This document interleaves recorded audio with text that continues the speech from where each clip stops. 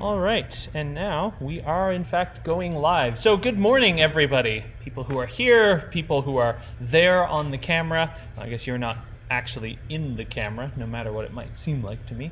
But welcome to what will actually be our final lecture of the semester. So, normally in the winter semester, we lose somewhere between 3 and 6 lectures to bad weather, particularly in January and February.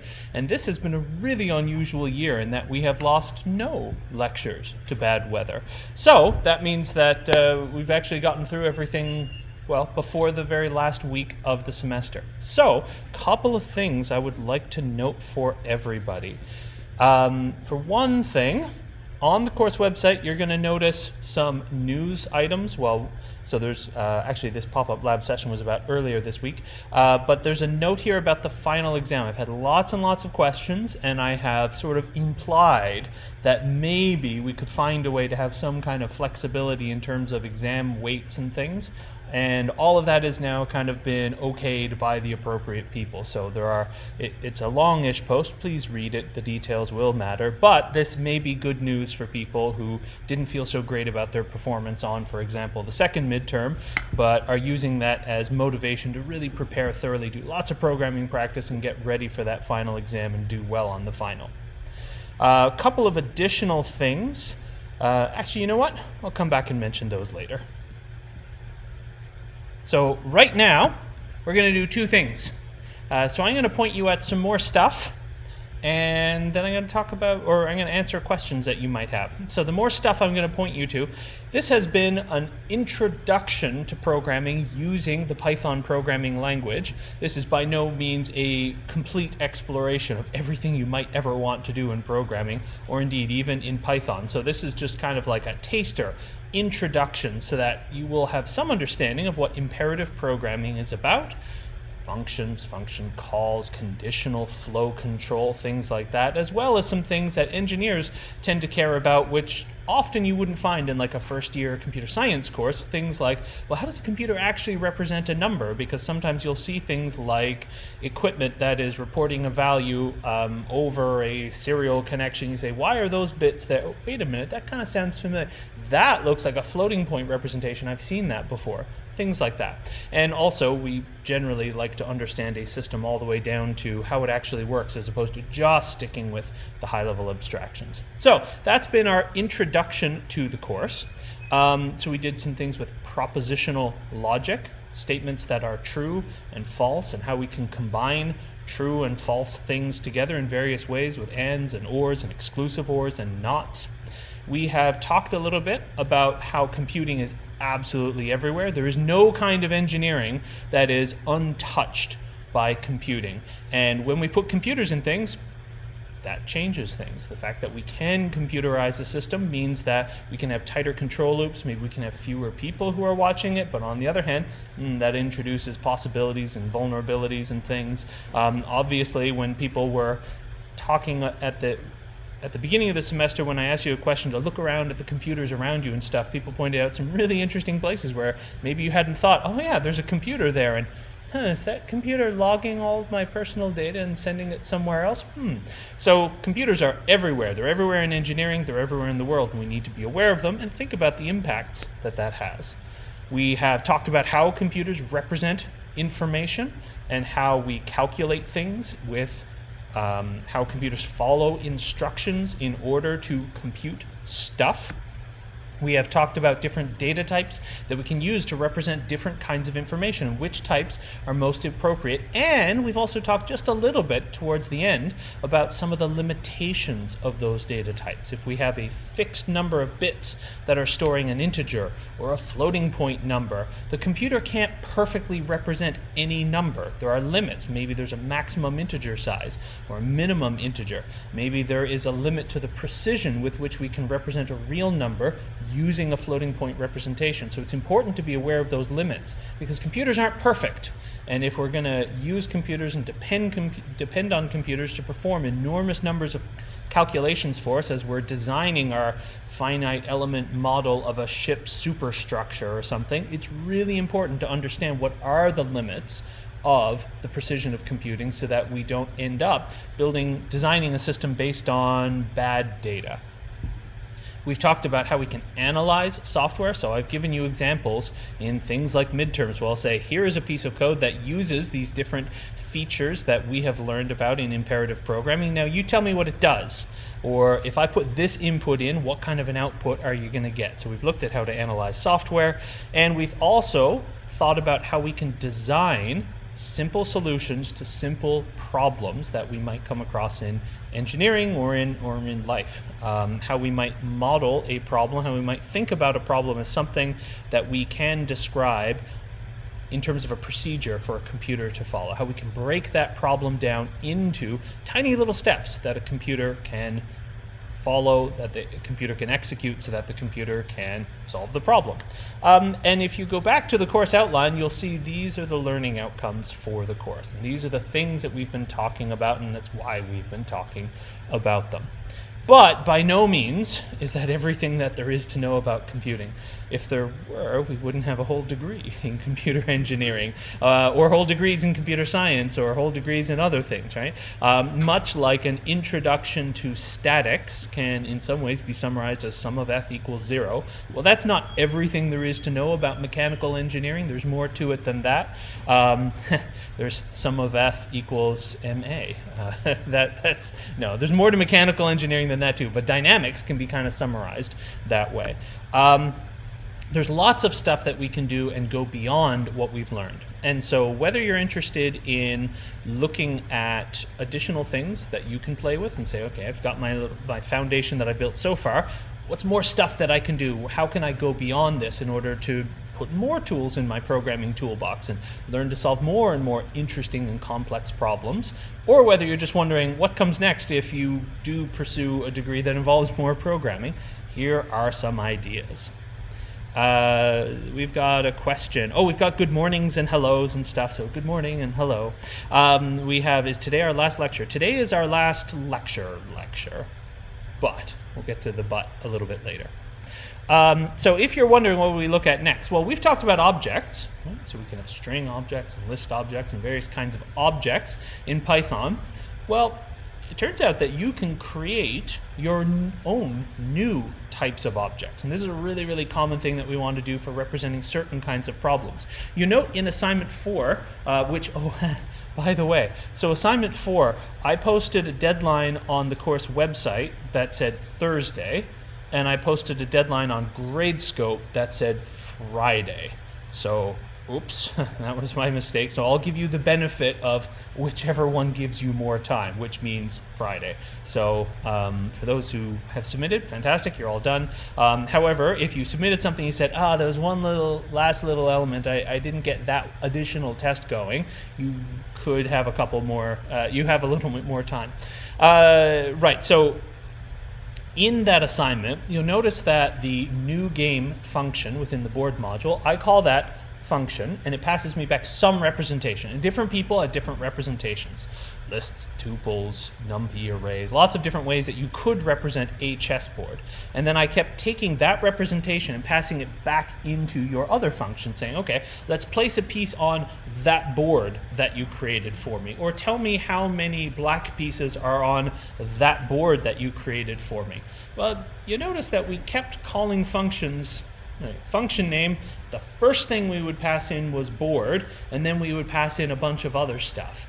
Well, doesn't that kind of feel a little bit like a method call on a string or a list or something, where we might say, my name dot do this, my name dot do that, my name dot do something else. It feels a little bit limiting that we have to keep passing in that board as an argument to a function's parameter. Well, in fact, we don't have to, and if you continue learning about object-oriented programming in Python, you can actually create things called classes that are used to make objects. You could have a board class, which allows you to create board objects, and then you could indeed say board dot count pieces of a particular type, or board dot place this piece in this location, things like that. And so classes are a way of creating your own objects and your own types, which is kind of cool. So we've used types that other people have written for us in this course, but in fact you can create your own types, which is kind of neat. It's a little bit beyond what we do in the first year course, but it's very much what we do in, say, the term 3 course. There are also lots and lots and lots of additional things that you can play with, learn about, etc. if we install additional packages. We've talked about how to install packages and use modules and use objects that come from those modules, but there are so many other things that you can do, and if you are interested in making websites, or if you are interested in graphical stuff, or you're interested in games, you're interested in manipulating video files, there's so many, if you're interested in machine learning, there's so many things that you can do with different Python packages that are available. So many things you can play with. I showed you a very brief example when we were talking about modules and objects of a thing called Pandas, the Python and numerical data analysis software. I forget what the acronym stands for, but anyway, it's for numerical and data analysis. It was actually originally created for or by a bunch of quantitative finance people, because they found that they were doing the same things over and over when they were trying to make decisions about like trading stuff in hedge funds and whatever. But it's actually super useful for all kinds of things, including scientific computing. And so Pandas is it's a package that you can use to create large data frames and perform common analyses on them that lots of people want to do, and graph the results and do all kinds of cool stuff. And visualize data, and it's kind of neat stuff. And there are lots and lots of useful tutorials online, which, now that you understand things like dictionaries and lists and tuples and all of and functions and methods, now that you've got that foundation, you'll be able to engage with those tutorials and learn how to use those tools effectively. Things like Flask, so if you're a creative and you want to kind of play with making websites that visualize things and show things, or just interact with users so that the user would, instead of typing in a terminal and typing in an input and getting a result, instead they open their web browser and then they put some input in, and then you give them stuff to click on or whatever.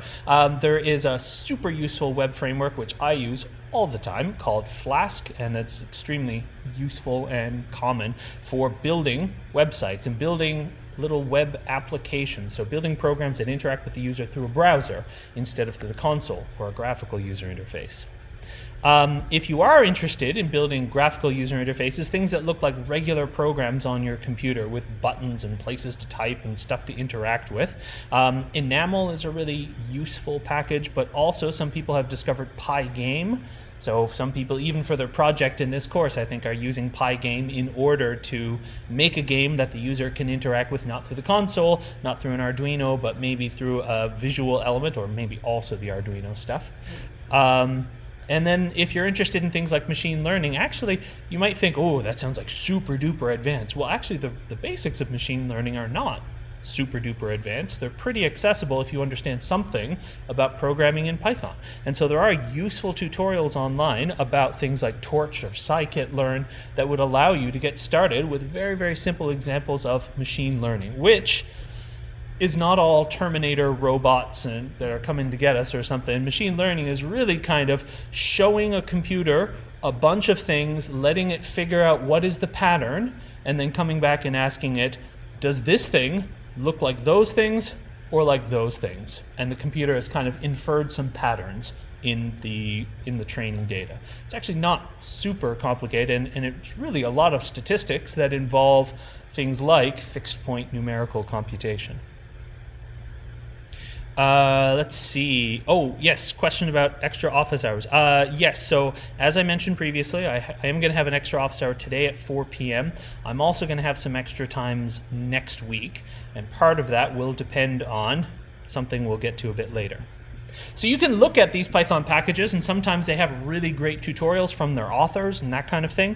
But there's also additional courses you can do, whether they're formal courses, whether they're kind of big courses, like, for example, ECE 3400 for those who are going in that direction. Not everyone is, and that's fine. But for those who are going in that direction, ECE 3400, you'll learn a lot more, you'll go deeper, you'll go further, and also you'll learn another language. You'll take everything you learn in this language and transfer it to a different language. And in fact, like the first 2 weeks of the course will be, okay, so now you know Python, let's talk about C++. And a bunch of things are very, very similar, a bunch of things are very different, but you learn another programming language. And it's kind of like, you know how learning a second language is really hard, learning a third language is a little bit less hard, and I'm told that learning a fourth language and a fifth language and a sixth language is a little bit less hard every time, because you, over time, get to see some of the commonalities and learn what, take what you've learned here and apply it over there and that kind of stuff. Well, the same is true of programming languages. So having learned one programming language, which is maybe a little outside your comfort zone, learning a second one is not going to be nearly so difficult, even though they might be very different in a lot of ways. But in addition to kind of formal university courses, there's lots of amazing content that exists online, which once you've got a reasonable foundation and you have a somewhat rigorous treatment of these fundamentals, you should be able to go and take a I forget what the other O is. Anyway, take a MOOC. Such as Coursera has a little MOOC on machine learning with Python, or Coursera also has this accessing web data with Python, which is kind of neat. You'll use tools like requests and Beautiful Soup, which is a funny name for a library, but that's okay. And you'll use those tools, for example, go off to web pages, grab the data from the web page, parse it, turn it into a representation that actually means something, and then you can compute on it. Doing some neat stuff. Udemy has a course on Python and Flask, and it's a little boot camp type thing, and you can learn some neat stuff. So these are the things that we've done in Engineering 1020, but that is by no means the end of the road, right? So obviously, some of you might be thinking, I'd like to go into computer engineering. I see more programming in my future. You would be correct. However, there might be people who are thinking, well, I don't want to go into computer engineering. I want to go into this or that or something else. But I wonder if there could be programming in my future. And the answer there is also yes. I do see students who come back to me and say, hi, sir, remember me? I took your 1020 course. Now I'm doing mechanical engineering, for example, and we want to put a digital dashboard in the Baja off-road vehicle that we're building. And I've been doing this thing with this Arduino and this Raspberry Pi and interfacing them in this way, but I'm having trouble with this. Could you help me with something? And love to hear that kind of stuff. People in all kinds of engineering disciplines are increasingly using more and more computing in order to build more and more complex engineered systems. There does come a point where if you're going to have like a safety critical system that has computers involved, maybe you want someone who understands the computing system like completely from top to bottom. But there are lots of things where actually what you've learned in 1020 plus some self-study will get you the ability to automate a little bit of this mechanical system or some other system. And so yeah, there's lots of programming. It's funny, I don't think I told you this story. When I was doing my PhD in computer science and computer security, I had a good friend who was doing a PhD in mechanical engineering, and he spent a year of his life writing Fortran code to run on supercomputers in order to simulate what happens when big trucks drive over asphalt, then gravel, then something, then something, then something, then bedrock under different circumstances with different kinds of soil types and parameters or whatever, in order to simulate that so that they could better understand how the pavement surface wears or something like that. And he spent a year of his life doing that. So programming can be for all kinds of people. And then he ended up working for a company that makes software that engineers like mechanical and ocean naval engineers use, and I think civil engineers use almost every day in order to do lots of fancy computer modeling stuff. So you can end up in all kinds of places. Kind of like I mentioned in the Term 3 matching seminar, one decision about which discipline you're going to go into is not going to determine the rest of the course of your life. It'll have a lot of effects, and you should choose something that you're really interested in, but it's not like this is one decision and then your whole life is over and you can never go back, or you can never say, actually, I was a bit interested in that. You definitely can. Okay, so yeah, this is what we've done in Engineering 1020, but there's so much more that you can explore.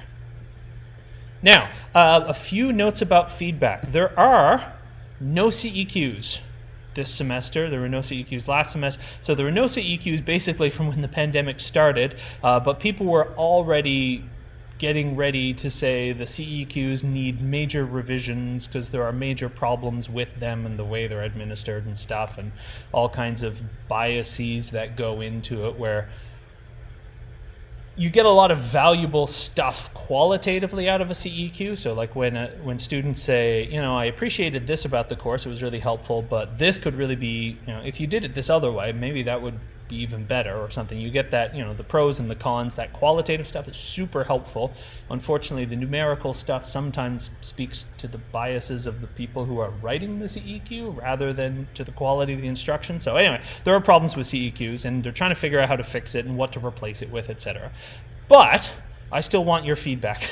So even though there's no formal mechanism like a CEQ, I still really want to know what you thought of the course and what you found helpful and what you found not helpful, because, you know, I have my view of what seems to have gone well and seems to have not gone so well. But I'd really, really love to hear from you folks, especially since in a lot of cases there's a whole lot of distance, right? In which for some of the folks in this course, unfortunately, I can sort of like maybe recognize your face and say, I think I've seen you in 2 midterms. And other than that, you know, anyway, so we don't have the normal engagement, normal interaction. I can't really tell how you're doing. So please provide that feedback. That could be informal. Chat in an office hour, you can send emails, etc. But also, I've created another set of Top Hat questions, which some people have already started answering, actually, so that's great. I've created a set of Top Hat questions that kind of mirrors the CEQ questions of how did you find the workload, how did you find the organization, how did you find this, how did you find that, but also it includes those 2 super important, what do you think was really helpful about the way we did the course this semester, and what do you think could be improved? And that is feedback that I really do take on board. I read every response and I try to, you know, understand. I'm not saying that if you say you should change it this way and just give everybody 100% that I'm going to do what you suggest, but definitely I take all of the feedback on board and in fact analyze it. And sometimes I'll say, oh, look at that, 12 people said the labs were too hard and 12 people said the labs were too easy. Maybe that means things are okay, but I do try to analyze that stuff. I really do take the feedback seriously, so please do provide it. Don't be rude. I'm a human being, so don't be mean when you give the negative feedback. Give constructive feedback, please. There's also a Top Hat poll on how shall we use the final week, because this is going to be the last lecture, and even this one's kind of unusual. I'm not just introducing new material, but we have a whole bunch of time next week as well, and I'd like to use it in a way that benefits you. So please tell me what you think would be helpful. So you know, some people are already starting to answer this, so that's fantastic. So please do let me know what you would like to see in the last week, what would be most helpful for you as you prepare, whether it's group stuff or individual stuff, or maybe it could be a mix of both, or whether, if we have tutorials, whether you're going to come in person or whether you just rather it be online. Please let me know how you feel about all of those things. All right, and now, here we go. Somebody type in that to Python and tell me what it means. Alternatively, you could write it in this way. This is a thing called a hexadecimal representation. So instead of a base 10 number, it's a base 16 number, numbers 0 through 9, as well as A through F, where F means 15. What is this if you type this into Python? There we go. That's right. Okay, so time for questions. So we've got some folks online who are asking, could the Top Hat questions for this week be opened? Yeah, I thought I did already, but if I didn't, then yes. Maybe if somebody sends me an emailed reminder of it was this question, this question, and this question that I missed, then I can open that for you. What time will your office hour be today? 4 o'clock. Are there going to be extra hours? Yes. probably. So next time I will have some additional times. I'll figure out exactly when and whether or not, for example, the lecture slot would be some of those times for additional office hours, or if everybody says, no, I really, really want a tutorial, I've got burning questions, then that's fine, we can do that. Yes, so whatever those extra office hours are going to be, I will definitely be posting them. From the responses I've had so far, it looks like we'll probably be having a tutorial on Monday anyway. Now that said, if nobody shows up or nobody asks questions, then I could revisit that and just have additional office hours.